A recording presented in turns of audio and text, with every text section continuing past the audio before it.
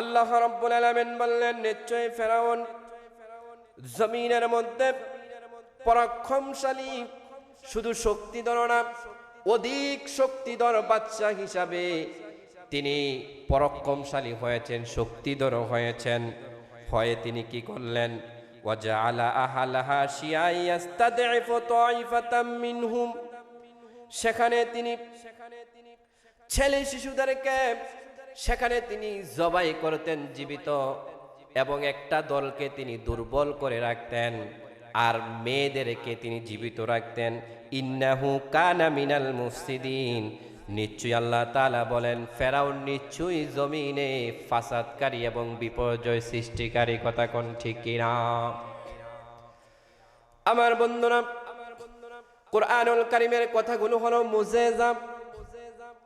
আল্লাহ রাব্বুল আলামিন যখন কুরআনুল কারীমে কথা বলে, মনে হয় এই আয়াতের সামনেও কথা আছে, পিছনেও কথা আছে। কথা কোন ঠিক কিনা? এই আয়াত আল্লাহ তাআলা বললেন ফেরাউন সেখানে ছেলে শিশুগুলোকে জবাই করে ফেলতো। এখন জানার দরকার আছে না নাই যে ছেলেগুলোকে কেন জবাই করত? কথা কোন ঠিক কিনা? আমার বন্ধুরা, সেখানে ছেলেগুলোকে জবাই করার কারণ হলো ফেরাউন রাজপ্রাসাদে বসন্তকালে রাতের বেলা আরামে ঘুমাচ্ছে, ঘুমের ঘরে স্বপ্নে দেখলেন গোটা মিশর শহরটা আলোকিত হয়ে আছে, আর ফেরাউনের রাজপ্রাসাদরা অন্ধকার চিহ্ন হয়ে আমাবস্যা রাতের মতো কালো হয়ে বিজলি চমকাচ্ছে। ফেরাউনের ঘা গাম দিয়ে গেল।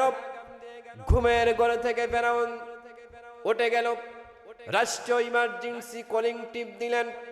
রাষ্ট্রের উজির নাজির প্রজারা যারা ছিল সবাই দৌড়াইয়া ফেরাউনের কাছে চলে আসলো। হায় হায়, কি হলো? বাদশা মহোদয়ের কি হলো? সবাই এসে দেখলেন ফেরাউন ঘেমে ঘেমে একাকার হয়ে খুব পেরেশান অবস্থায়। লোকেরা জিজ্ঞাসা করলো, বাদশা মহোদয় আপনার কি হলো? ফেরাউন বলে, আমি ঘুমের ঘরে এমন একটা আশ্চর্য স্বপ্ন দেখলাম, বিস্ময়কর স্বপ্ন দেখলাম, ঘুমের মধ্যে আমি বড় ভয় পেয়ে গেলাম। লোকেরা জিজ্ঞাসা করে, বাদশা মহোদয় আপনি কি দেখেছেন? আমি ঘুমের ঘরে দেখলাম গোটা মিশর শহরটা আলোকিত হয়ে আছে, এত সুন্দর, এত সুদর্শিত হয়ে আছে, কিন্তু আমার রাজপ্রাসাদটা এত অন্ধকার, এত কুৎসিত, এত ভয়ঙ্কর ভূতের বাড়ির মতো হয়ে গেল, আমি বড় ধরনের একটি ভয় পেয়ে গেলাম। সলা পরামর্শকারী একজন বললেন, বাদশা মহোদয় টেনশন নিবেন না, এখন এই স্বপ্নের তাবির যারা করে তাদেরকে ডেকে আনতেছি। কি এই স্বপ্নের ব্যাখ্যা কিছুক্ষণের মধ্যে আপনাকে ব্যাখ্যা পেশ করবে। স্বপ্নের তাবির যারা করে কিছু আংশিক লোক তারা ডেকে নিয়ে আসলেন। ডেকে নিয়ে আসার পরে সেখানে যখন স্বপ্নের তাবির করা হলো, স্বপ্নের তাবির করে ফেরাউনের কাছে রিপোর্ট পেশ করলো, ও বাদশা মহোদয়, মিশরের মধ্যে এমন একটা সন্তান জন্মগ্রহণ করবে, এমন একটা ছেলে জন্ম হবে যেই ছেলেটা মিশরের মধ্যে রাজ কায়েম করবে, এবং আপনার এই ফেরাউনের রাজপ্রাসাদ সহ আপনার যা কিছু আছে সব কিছু ধ্বংসে রূপান্তরিত করে দিবে। ফেরাউন আরো ভয় পেয়ে গেলেন। ফেরাউন অসম্ভব, ইম্পসিবল, এটা করতে দেওয়া হবে না।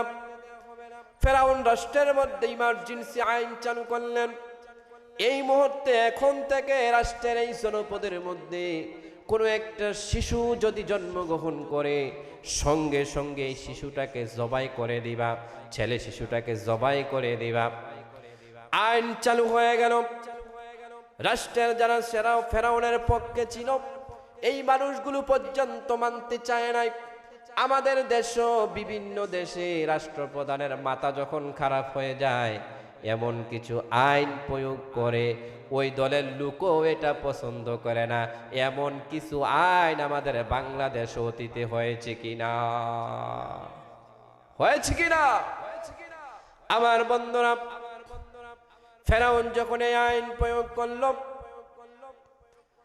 প্রথম 1 বছর যার ঘরে ছেলে সন্তান জন্ম হয়, বাচ্চাটাকে সঙ্গে সঙ্গে ধরে এনে জবাই করে দেয়া হয়।